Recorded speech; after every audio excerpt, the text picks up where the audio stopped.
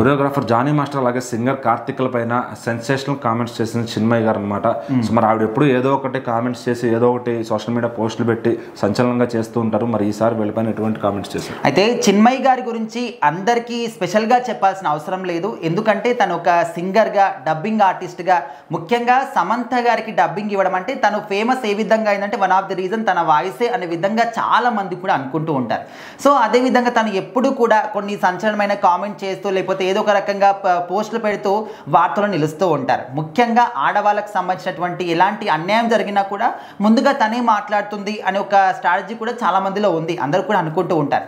So ఇప్పుడు ఏంటంటే Johnny master అదేవిధంగా సింగర్ కార్తిక్, సో వీళ్ళిద్దరి పైన ఇండస్ట్రీలో కొన్ని ఏదంటే మనము అనుకుంటూ ఉంటాం, అప్పుడప్పుడు వింటూ ఉంటాం. అండ్ ముఖ్యంగా సింగర్ కార్తిక్ గారి గురించి పక్కన పెడితే జానీ మాస్టర్ గారి గురించి అందరికి కూడా తెలిసిన విషయమే.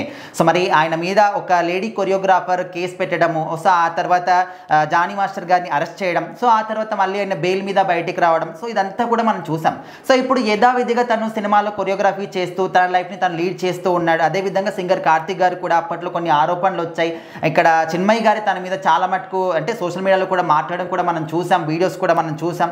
సో ఇలాంటి వాళ్ళు ఏంటంటే వాళ్ళు ఇన్ని ఆరోపణలు వచ్చాయి, పోలీస్ స్టేషన్ వరకు కూడా వెళ్ళారు. సో ఇప్పుడు మళ్ళీ ఇండస్ట్రీలో అవకాశాలు ఇస్తూ ఉన్నారు. సో ఇలా ఈ విధంగా మళ్ళీ మనం వాళ్ళని యాక్సెప్ట్ చేయడం అంటే ఏవైతే రేపులు జరుగుతూ ఉన్నాయో, ఏవైతే అఘాయిత్యాలు జరుగుతున్నాయో ఆడవాళ్ళ మీద, అలాంటి వాటికి మళ్ళీ మనంతటా మనమే అనుమతి ఇచ్చినట్టు అవుతుంది అని చెప్పేసి తను మాట్లాడడం జరిగింది. సో మరి ఎందుకు ఇదంతా కూడా అంటే ఇండస్ట్రీలో ఓన్లీ వీళ్ళనే కాదు, చాలా మటు కూడా ఇలాంటివి జరుగుతూనే ఉంటాయి. కాస్టింగ్ కౌచ్ గురించి చాలా సందర్భాల్లో మనం వింటూనే ఉంటాము. చాలా మంది హీరోయిన్లు ఓన్లీ తెలుగు అనే కాదు, హిందీ కావచ్చు, కన్నడ కావచ్చు, తమిళ్ కావచ్చు, ఎక్కడైనా కూడా ఆడవాళ్ళ మీద కాస్టింగ్ కౌచ్ అనేది జరుగుతూనే ఉంటుంది. ఇప్పటికి కూడా అలాంటివి మేము ఎక్స్పీరియన్స్ చేశాము అని చెప్పేసి చాలా మంది హీరోయిన్లు, పెద్ద హీరోయిన్ల దగ్గర నుంచి ఇప్పుడు వస్తున్నటువంటి స్మాల్ హీరోయిన్లు అందరూ కూడా వచ్చి బయటికి చాలా మంది చెప్పారు. సో ఇలాంటివి జరుగుతున్నాయి కాబట్టి చిన్మయి గారు ఈ విధంగా చెప్పడం జరిగింది.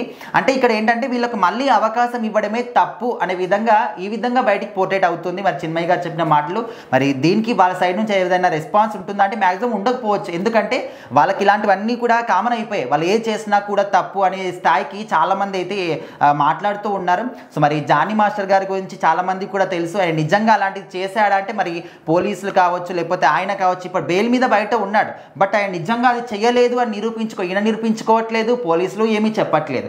సో ఏదేమైనప్పటికీ చిన్మయి గారు అయితే ఈ విధంగా మాట్లాడడం అనేది చాలా సెన్సేషన్గా మారింది. చాలా మటుకు ఆ పోస్ట్ కూడా వైరల్ అవుతుంది.